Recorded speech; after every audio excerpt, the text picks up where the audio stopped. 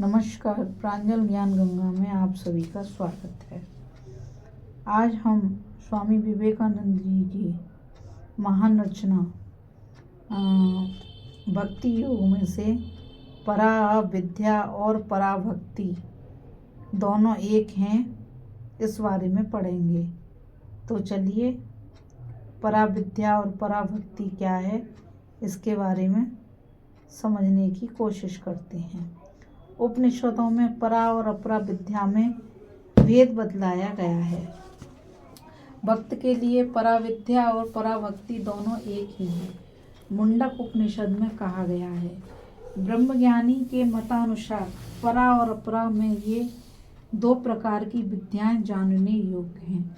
अपरा विद्या में ऋग्वेद, यजुर्वेद, सामवेद, अर्थवेद, शिक्षा, उच्चारण की विद्या, कल्प, यज्ञ पद्धति, व्याकरण, निरुक्त, वैदिक शब्दों की व्युत्पत्ति और अर्थ बताने वाला व्याकरण, निरुक्त, वैदिक शब्दों की व्युत्पत्ति और अर्थ बताने वाला शास्त्र, छंद और ज्योतिष आदि हैं।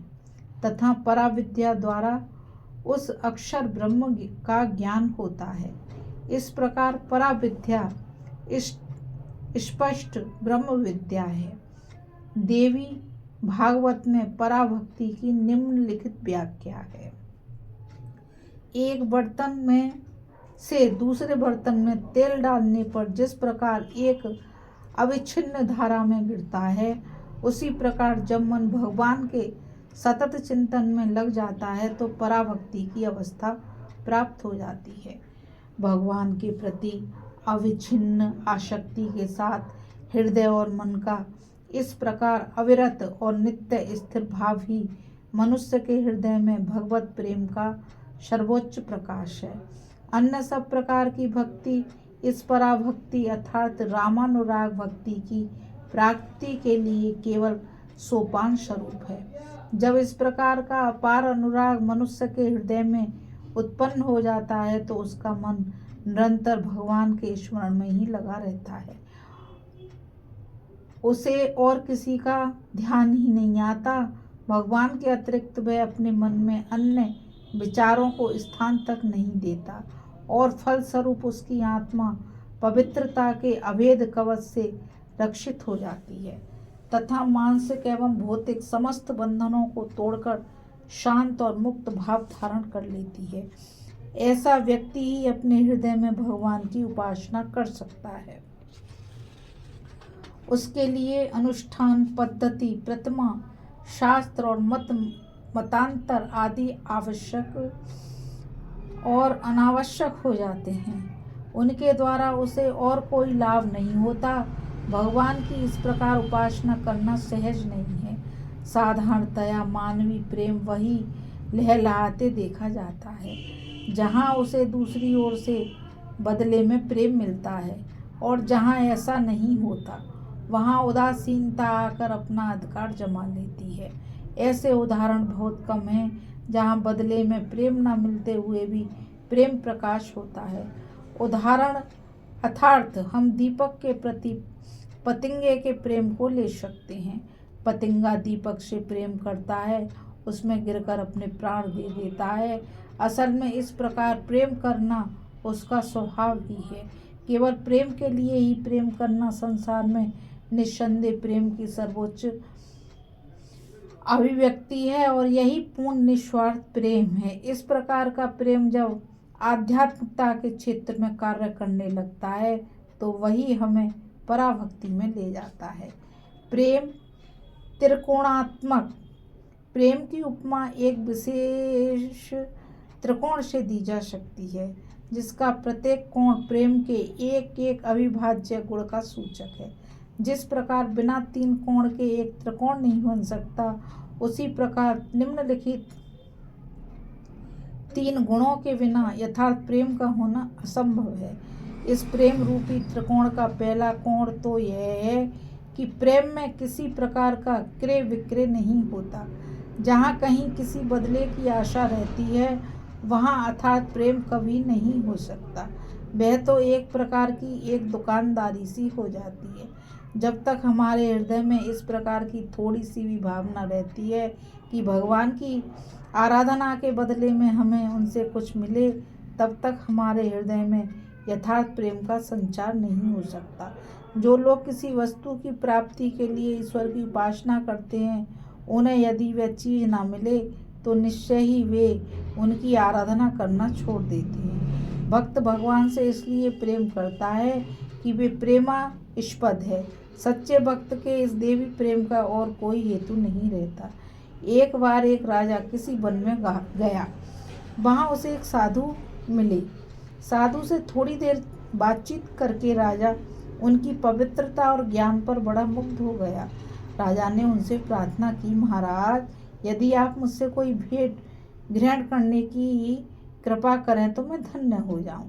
पर साधु ने इनकार कर दिया और कहा, इस जंगल में फल मेरे लिए पर्याप्त हैं। पहाड़ों से निकले हुए शुद्ध पानी के झरने पीने को पर्याप्त जल देते हैं।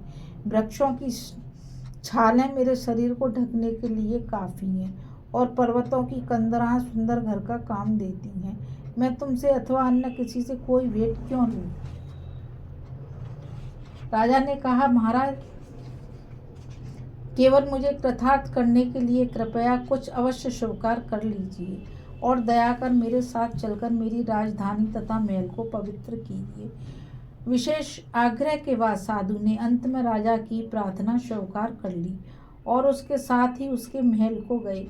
साधु को भेंट देने के पहले राजा नियम अनुसार अपनी दैनिक प्रार्थना करने लगा।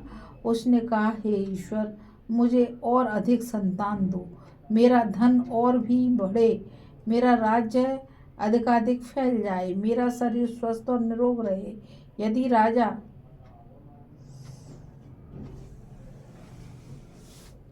आदि आदि राजा अपनी प्रार्थना समाप्त भी न कर पाया था कि साधु उठ खड़े हुए और चुपके से कमरे से बाहर चल दिए। यह देखकर राजा बड़े असमंजस में पड़ गया और चिल्लाता हुआ साधु के पीछे भागा। महाराज, आप कहाँ जा रहे हैं? आपने तो मुझसे कोई भी भेंट ग्रहण नहीं की। यह सुनकर वे साधु पीछे घूमकर राजा से बोले, अरे भिखारी, मैं भिखारियों से भिक्षा नहीं मांगता। तू स्वयं एक भिखारी है, मुझे किस प्रकार भिक्षा दे सकता है? मैं इतना मूर्ख नहीं कि तुझ जैसे भिखारी से कुछ लूं। जाओ, भाग जाओ, मेरे पीछे मत आओ। इस कथा से ईश्वर के सच्चे प्रेमियों और साधारण भिखारियों में भेद बड़े सुंदर ढंग से प्रकट हुआ है। भिखारी की भांति गिड़गिड़ाना प्रेम की भाषा नहीं है। यहाँ तक कि मुक्ति के लिए भगवान की उपासना करना भी उधम उपासना में गिना जाता है। शुद्ध प्रेम में किसी प्रकार के लाभ की आकांक्षा नहीं रहती। प्रेम सर्वदा प्रेम के लिए ही होता है। भक्त इसलिए प्रेम करता है कि बिना प्रेम किए वह रह ही नहीं सकता। जब तुम किसी मनोहर प्राकृतिक दृश्य को देखकर उस पर मोहित हो जाते हो तो उस दृश्य से तुम किसी फल की याचना नहीं करते और ना वह दृश्य ही तुमसे कुछ मांगता है। फिर भी उस दृश्य का दर्शन तुम्हारे मन को आनंद से भर देता है। वह तुम्हारे मन के घर्षणों को हल्का कर तुम्हें शांत कर देता है और उस समय तक के लिए मानो तुम्हें अपनी नश्वर प्रकृति से ऊपर उठाकर एक स्वर्गीय आनंद से भर देता है। प्रेम का यह भाव उक्त त्रिकोणात्मक प्रेम का पहला कोण है। अपने प्रेम के बदले में कुछ मत मांगो, सदैव देते ही रहो। भगवान को अपना प्रेम दो, परंतु बदले में उनसे कुछ भी मत मांगो। प्रेम के इस त्रिकोण का दूसरा कोण यह है कि प्रेम में कोई भय नहीं रहता। जो भयवश भगवान से प्रेम करता है वे मनुष्य धम है। उनमें अभी तक मनुष्यता का विकास नहीं हुआ है। वे दंड के भय से ईश्वर की उपासना करते हैं। उनकी दृष्टि में ईश्वर एक महान पुरुष है जिनके एक हाथ में दंड है और दूसरे में चाबुक। उन्हें इस बात का डर रहता है कि यदि वे उनकी आज्ञा का पालन नहीं करेंगे तो उन्हें कोड़े लगाए जाएंगे। इस दंड के भय से ईश्वर की उपासना करना सबसे निम्न कोटि की उपासना है। एक तो वह उपासना कहलाने योग्य है ही नहीं, फिर भी यदि उसे उपासना कहें तो वह प्रेम की सबसे भद्दी उपासना है। जब तक हृदय में किसी प्रकार का भय है तब तक प्रेम कैसे हो सकता है? प्रेम स्वभावतः सब प्रकार के भय पर विजय प्राप्त कर लेता है। उदाहरण अर्थ, यदि एक युवती सड़क पर जा रही है और उस पर कुत्ता भौंक पड़े तो वह डरकर समीपस्थ घर में घुस जाएगी। परंतु मान लो दूसरे दिन वह स्त्री अपने के साथ जा रही है और उसके बच्चे पर सेठ झपट पड़ता है, तो बताओ वे क्या करेगी? बच्चे की रक्षा के लिए वे स्वयं शेर के मुंह में चली जाएगी। सचमुच प्रेम समस्त भय पर विजय प्राप्त कर लेता है। भय इस स्वार्थ पर भावना से उत्पन्न होता है कि मैं दुनिया से अलग हूँ, और जितना ही मैं अपने को शुद्ध और स्वार्थ पर बनाऊंगा और भय उतना ही बढ़ेगा। यदि कोई मनुष्य अपने को एक छोटा सा तुच्छ जीवन समझे तो भय उसे अवश्य घेर लेगा, और तुम अपने को जितना ही कम तुच्छ समझोगे तुम्हारे लिए भय भी उतना कम होगा।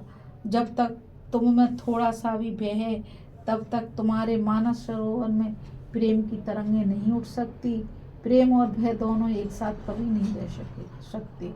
जो भगवान से प्रेम करते हैं उन्हें उनसे डरना नहीं चाहिए। ईश्वर का नाम व्यर्थ में न लो। इस आदेश पर ईश्वर का सच्चा प्रेमी हंसता है। प्रेम के धर्म में भगवनिंदा किस प्रकार संभव है? ईश्वर का नाम तुम जितना ही लोगे, फिर वह किसी भी प्रकार से क्यों ना हो, तुम्हारा उतना ही मंगल है। उनसे प्रेम होने के कारण तुम ही उनका नाम लेते रहो। प्रेम रूपी त्रिकोण का तीसरा कोण यह है कि प्रेम में कोई प्रतिद्वंदी अर्थात दूसरा प्रेम पात्र नहीं होता, क्योंकि इस प्रेम में प्रेमी का सर्वोच्च आदर्श ही लक्षित रहता है। प्रकृत प्रेम तब तक नहीं होता जब तक हमारे प्रेम का पात्र हमारा सर्वोच्च आदर्श नहीं बन जाता। हो सकता है कि अनेक स्थलों में मनुष्य का प्रेम अनुसूचित दिशा में लग जाता हो, पर जो प्रेमी उसके लिए जो उसका प्रेम पात्र ही उच्चतम आदर्श है। हो सकता है कोई व्यक्ति अपना आदर्श सबसे निकृष्ट मनुष्य में देखे और कोई दूसरा किसी देव मानव में। यह प्रत्येक दशा में यह आदर्श ही है जिसे सच्चे और प्रगाढ़ रूप से प्रेम किया जाता है। प्रत्येक वस्तु के और प्रत्येक व्यक्ति के उच्चतम आदर्श को ही ईश्वर कहते हैं। चाहे कोई ज्ञानी हो, चाहे अज्ञानी, साधु हो या पापी, पुरुष हो अथवा स्त्री, शिक्षित हो अथवा अशिक्षित, प्रत्येक दशा में मनुष्य मात्र का परमोच्च आदर्श ईश्वर ही है।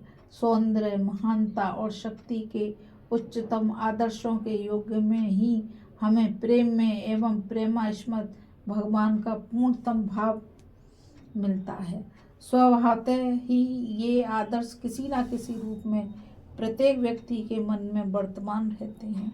वे मानो हमारे मन के अंग या अंश विशेष हैं।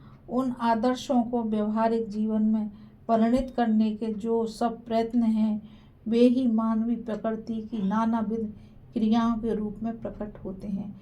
विभिन्न जीवात्माओं में जो सब भिन्न भिन्न आदर्श निहित हैं वे बाहर आकर ठोस रूप धारण करने का सतत प्रयत्न कर रहे हैं, और इसके फलस्वरूप हम अपने चारों ओर समाज में नाना प्रकार की गतियां और हलचल देखते हैं। जो कुछ भीतर है वही बाहर आने का प्रयत्न करता है।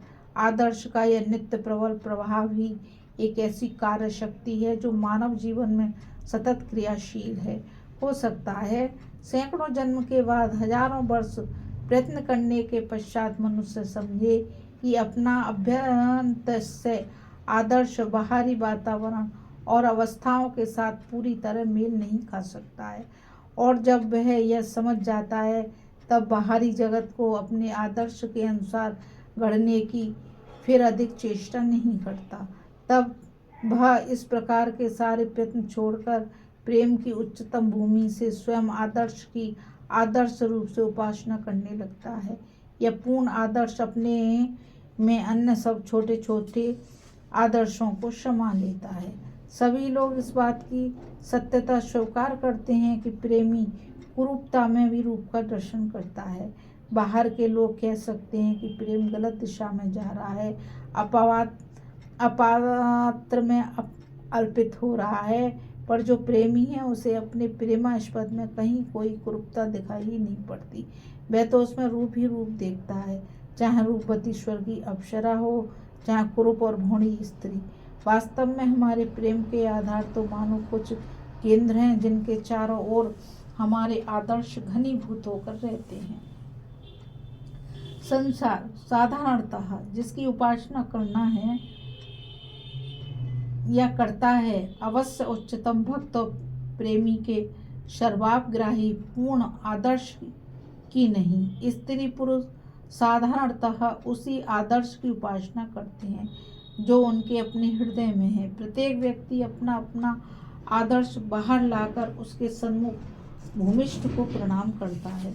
इसलिए हम देखते हैं कि जो लोग निर्दयी और खूनी होते हैं वे एक रक्त पिपासु ईश्वर की ही कल्पना करते हैं तथा उसे भजते हैं, क्योंकि वे अपने सर्वोच्च आदर्श की ही उपासना कर सकते हैं और वास्तव में वह अन्य लोगों के आदर्श से बहुत भिन्न हैं।